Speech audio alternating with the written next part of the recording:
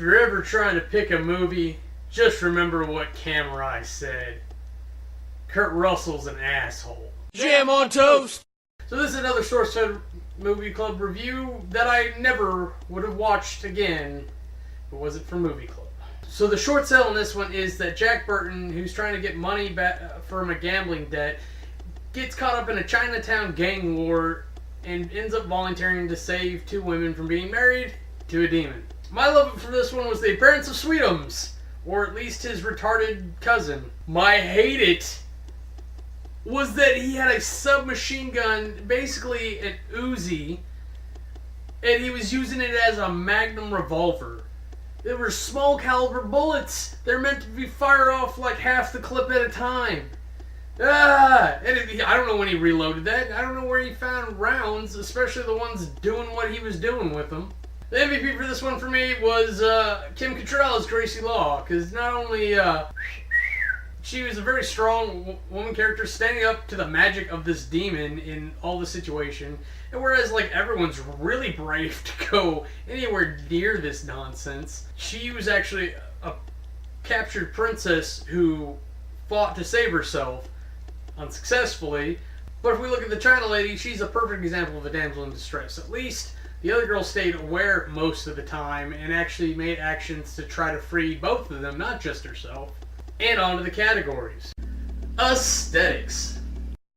Subjectively, I want to say this movie looks like balls. But, to be fair, they put a lot of work into all the headgear and outfits and costumery and the silly lightning special effects. Even the crazy eye light. That's decent special effects for the time. Not great, but still good. And they stand up today. They look as good now as they did then. And the effort was definitely put there, especially for all the scenes and the crazy practical puppetry.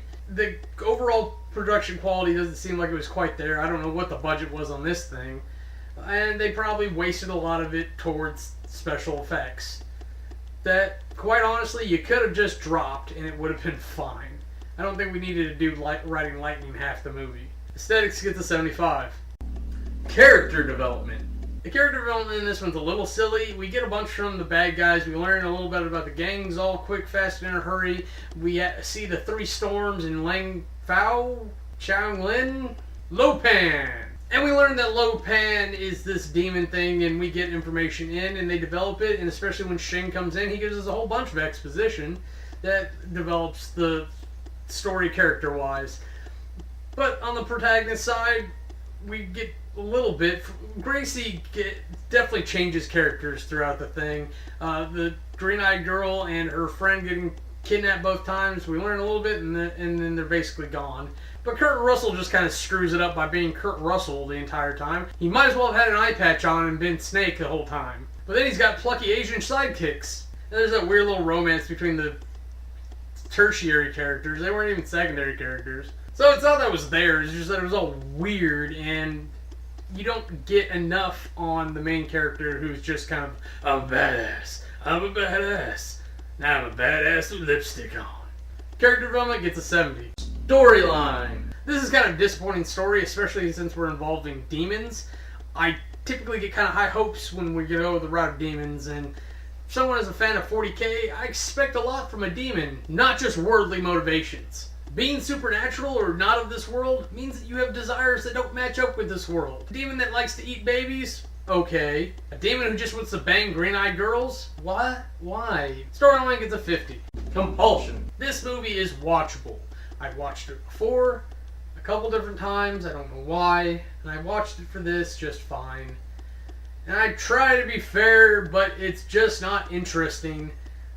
All those silly stuff, the fight scenes are done horribly, they're all like one-shot stunt moves, and Kurt Russell firing a gun incorrectly is more exciting when that thing comes out of the wall. Compulsion gets a 40. Now if you total all that up, you get an average of 58.75. For my review, I'm going to say this is watchable. It's by far not the worst movie, but there are other things to go watch. Find them. Go watch Robot and Frank. It's delightful. That's it for me. I'm Cameron. If you don't like me, bite me. If you want to see anything else we're up to, go ahead and click the annotations, and they'll take you to our other channels.